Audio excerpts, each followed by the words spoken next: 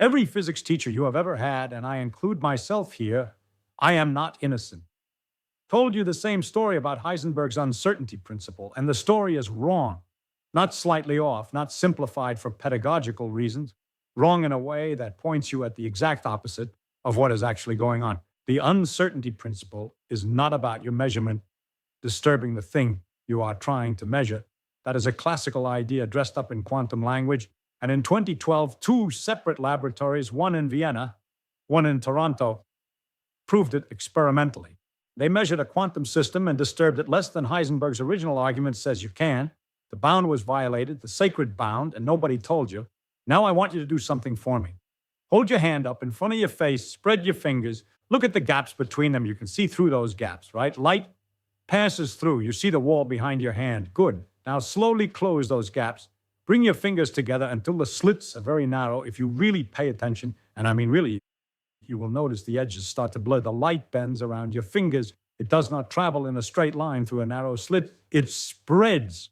The narrower you make the gap, the more it spreads.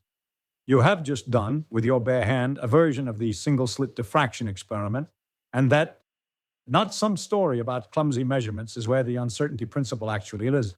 Let me unravel this for you properly, because the story matters and the order in which you hear it matters. In 1927, Werner Heisenberg wrote one of the most important papers in the history of physics. The title, in German, translates roughly to On the Intuitive Content of Quantum Theoretical Kinematics and Mechanics. And in that paper, he made an argument, a brilliant argument, using a thought experiment he called the gamma-ray microscope. Here is the picture. You want to know exactly where an electron is. How do you find out? You look at it, and to look at it, you have to bounce something off it, light. Say now, to see something very small, you need light with a very short wavelength. Visible light is no good. Its wavelength is thousands of times bigger than an atom, so you need gamma rays. Very short wavelength, very high energy. Here is the problem. When that gamma ray photon hits the electron, it kicks it hard. The Compton effect, we knew about this already from 1923, Arthur Compton's experiment. A photon hits an electron and transfers momentum to it. The shorter the wavelength of the photon, the better your position measurement, the more momentum it transfers, and the harder the kick. So Heisenberg says, you want to know where the electron is to precision delta x? Fine. But the photon you used has now given the electron an unknown kick in momentum of at least h bar over 2 delta x. You got your position, but you scrambled the momentum. You cannot win. The more precisely you measure one, the more you destroy your knowledge of the other. And that is a beautiful argument. It is physical, it is vivid, it is easy to picture. Every textbook on earth uses some version of it. The microscope, the photon, the kick, and then the textbook says, and this is a fundamental limit of nature. You cannot simultaneously know both position and momentum. The first part is true. The conclusion is true. But the reason, given the story about the measurement disturbing the system that is not actually what the uncertainty principle is about, and that should bother you. See, here is what happened after 1927. Other people looked at Heisenberg's result and said, can we prove this more rigorously? Not just as a thought experiment, but as a mathematical theorem. And they did. Earl Kennard did it in 1927, the same year as Heisenberg's paper. Howard Percy Robertson gave a more general proof in 1929. Erwin Schrödinger generalized it further in 1930. And what they proved was something different from what Heisenberg argued. Let me be very precise about this, because this is the whole point. Heisenberg's argument was about measurement. You measure position, you disturb momentum. An act you perform on the system messes up the system. The Robertson-Kennard theorem is about the quantum state itself. It says, take any quantum state, any wave function, and calculate two numbers. The spread in position, how spread out the particle's position is, and the spread in momentum, how spread out its momentum is. Multiply those two spreads together. The theorem says that product can never be smaller than h bar over 2. Not because you measured badly, not because you kicked the particle, not because your instruments are crude, because no such state exists. There is no wave function in the universe, not even in principle, not even with perfect godlike technology that has both a perfectly sharp position and a perfectly sharp momentum. You're thinking, but is that not the same thing? And I understand why you would think that. The formula looks similar. Position uncertainty times momentum uncertainty is greater than or equal to h bar over 2. Same words, same symbol, same inequality, but the meaning is completely different. One is about what happens when you do something to a system. The other is about what the system is before you do anything at all. That is not a subtle difference. That is the difference between saying the room goes dark when I close my eyes and the room is dark whether or not my eyes are open. Let me give you a thought experiment that makes this visceral. Forget electrons for a moment. Think about sound. You are sitting in a quiet room and I play you a single note on a piano, the middle C. I hold it for 10 seconds. You can tell me exactly what frequency that is, 261.6 hertz. No ambiguity. But if I ask you when did the sound happen, you have to say, well, it was spread out over 10 seconds. You cannot point to a single instant and say, there, that is when the C was. Now I do the opposite. I clap my hands, one sharp clap. You can tell me exactly when it happened right there at that instant. But what frequency was it? You cannot say. A clap contains a huge spread of frequencies. There is no definite pitch to a clap. This is not a measurement problem. I did not disturb the clap by listening to it. The clap does not have a definite frequency. The sustained note does not have a definite moment. These are properties of the wave itself. Yes, a wave that is localized in time is necessarily spread out in frequency. A wave that has a precise frequency is necessarily spread out in time. This is a mathematical fact about waves, about Fourier transforms that has been known since Joseph Fourier worked it out in 1822, 100 years before quantum mechanics. And here is the key. In quantum mechanics, a particle is a wave. Its position and its momentum are related in exactly the same way that time and frequency are related for sound. The wave function in position space and the wave function in momentum space are Fourier transforms of each other. You make the position sharp, the momentum must spread out. You make the momentum sharp, the position must spread out, not because of your measurement, because of what it means to be a wave.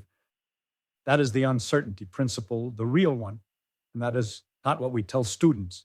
Now you want to say something. I can feel it. You want to say, fine. So the rigorous theorem is about the state, not the measurement.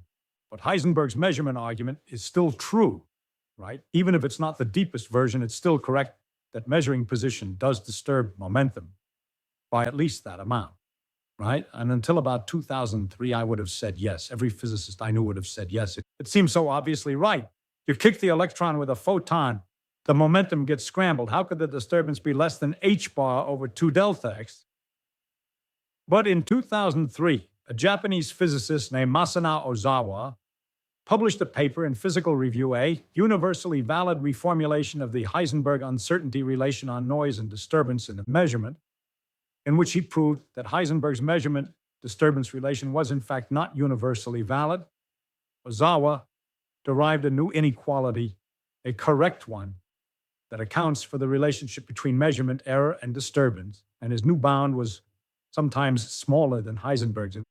Let me say that again. There exist situations where you can measure a quantum system and disturb it less than what Heisenberg's original gamma-ray microscope argument would predict. The thing every textbook told you was the absolute minimum disturbance. It was too pessimistic. You can be gentler than Heisenberg thought, and this was not armchair mathematics.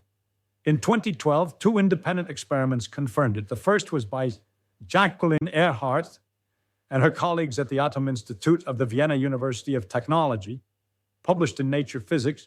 They used neutron interferometry, spinning neutrons, measuring the X component and Y component of their spin, and showed that the measurements obeyed Ozawa's inequality while violating Heisenberg's original measurement disturbance bound. In a wide range of experimental settings, cleanly, decisively. The second was by Lee Ozawa and colleagues in Ephraim Steinberg's group at the University of Toronto, also published in 2012. They used photon polarization measurements and a technique called weak measurement to directly quantify the disturbance caused by a measurement.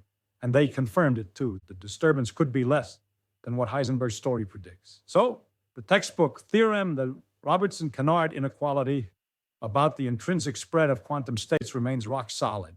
Nobody has violated that. Nobody will violate that. It is a mathematical fact about wave functions.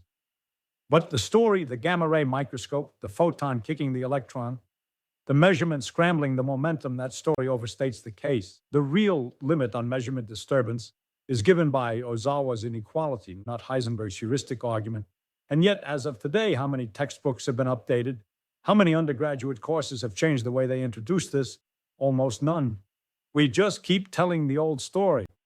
Now, that is what I mean when I say we teach it wrong. Let me give you one more thought experiment to make this concrete.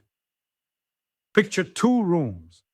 In the first room, there is a bowl of marbles, and every marble is either red or blue. You reach in and grab one, and by grabbing it, you jostle the other marbles around. The act of reaching in disturbs the bowl. That is the Heisenberg microscope picture. The measurement disturbs the system. In the second room, there is a bowl of marbles, and every marble is not red or blue. Every marble is both in some fuzzy superposition until you look. And the fuzziness is not because you jostle them. The fuzziness is what they are. No amount of careful reaching, no matter how gentle your fingers, can change the fact that the marbles do not have a definite color until the moment you interact with them in a way that forces a definite answer. Room 1 is classical, room 2 is quantum. The uncertainty principle is about room 2, and we keep teaching it as if it is about room 1. That is the error, and the error is not harmless. It leads people to believe that quantum mechanics is just classical mechanics with clumsy observers, that the electron really has a definite position and a definite momentum, and we just cannot get at both because our instruments are too crude. That is exactly wrong. The electron does not have both. The universe is not hiding information from you behind a veil of measurement noise. The information is not there. It does not exist. The electron's position and momentum are not simultaneously real. I know how that sounds. It sounds mystical. It sounds like philosophy. But it is not. It is a statement about the mathematics of wave functions, and it has been confirmed by every experiment ever performed. When you try to build a theory that gives the electron definite position and momentum, at all times a so-called hidden variable theory, you run into Bell's theorem, and you are forced to accept non-locality or give up something equally fundamental. As the standard view that the properties simply are not there until measured is not mysticism, it is parsimony. It is the simplest interpretation consistent with what we observe. Now, there is something else that came out of this whole investigation, and it connects to a beautiful development from the late 1980s, what are called weak measurements. And I need to tell you about these because they change how we think about what quantum mechanics even allows us to say about a particle's path. In 1988, Yakira Haranov, David Albers, and Lev Weidman published a paper with a deceptively simple idea. Normally, when we measure a quantum system, we measure it hard. We force a definite answer. The spin is up or down. The particle is here or there. But what if you measure it gently? So gently that any single measurement gives you almost no information, just a tiny nudge on your meter. You learn almost nothing from one measurement. But if you do this 1,000,000 times on identically prepared systems and average the results, you can build up a picture of what the system was doing without having significantly disturbed any individual copy. This is how Rosema's group in Toronto actually tested Ozawa's inequality. They used weak measurements to quantify how much a prior measurement had disturbed the system without the act of checking itself adding significant disturbance. It is delicate, beautiful, experimental work. But here is the deeper implication, and this is the part that gets me. In standard quantum mechanics, we are told, do not ask about the past. Do not ask what the particle was doing between preparation and measurement. If you did not set up your experiment to measure X, then X has no value. Do not even talk about it. But weak measurements let you ask these questions. You can fire a particle from point A, detect it at point B, and then using weak measurements made in between say something about what the average momentum was along the way, not for one particle, but as an average over many. You can talk about the history of a quantum system in a way that traditional textbook quantum mechanics said was forbidden. Is that the final word? No. There are still arguments about what weak values really mean, whether they represent something physically real about the system or are just a clever statistical construction. I have my own leanings on this, but I want to be honest with you. This is an open question. The physics community has not settled it. So let me pull this together. What should we actually teach about the uncertainty principle? First, it is not about measurement, not fundamentally. It is about the nature of quantum states. A quantum state cannot simultaneously have a sharp position and a sharp momentum. For the same reason, a sound cannot simultaneously be a sharp click and a pure tone. It is a mathematical property of waves.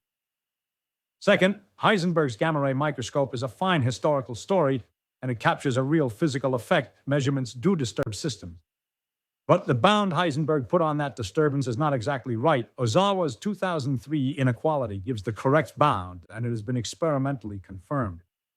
Third, The uncertainty principle does not say you cannot know both position and momentum. It says something far more radical. The particle does not have both a definite position and a definite momentum. It is not a statement about your ignorance. It is a statement about reality. And fourth, weak measurements have opened a door that most of us thought was permanently closed the door to asking what a quantum system was doing when nobody was looking. Not with certainty, but in a statistical average sense that is new, that is exciting. And it is almost certainly going to reshape how the next generation learns quantum mechanics. Here is what I still cannot quite settle in my own mind, and I want to know if it bothers you too. If the uncertainty principle is really about the wave-like nature of quantum states, if it is Fourier analysis, pure and simple, then why does it feel so strange? We accept the sound analogy without protest. Nobody is disturbed by the idea that a clap has no definite pitch, but when I say an electron has no definite position, people lose their minds. Why? What is it about matter, about things that makes us refuse to accept the same logic we happily accept for waves? Is it a failure of intuition, or is it a clue that there is something about the connection between waves and matter that we still do not fully understand? I genuinely do not know, but it is the question that keeps me up. And there is another piece to this that I've been thinking about: what happens when you extend this logic not just to single particles, but to fields, to the quantum vacuum itself. The uncertainty principle applied to fields gives you vacuum fluctuations of virtual particles. The Casimir effect, the idea that empty space is not empty. And that takes everything we have talked about today and pushes it to a place that is, frankly, either beautiful or terrifying, depending on your tolerance for strangeness. I think that deserves its own conversation. Every sound you have ever heard began as silence, and every silence is already trembling with the possibility of sound.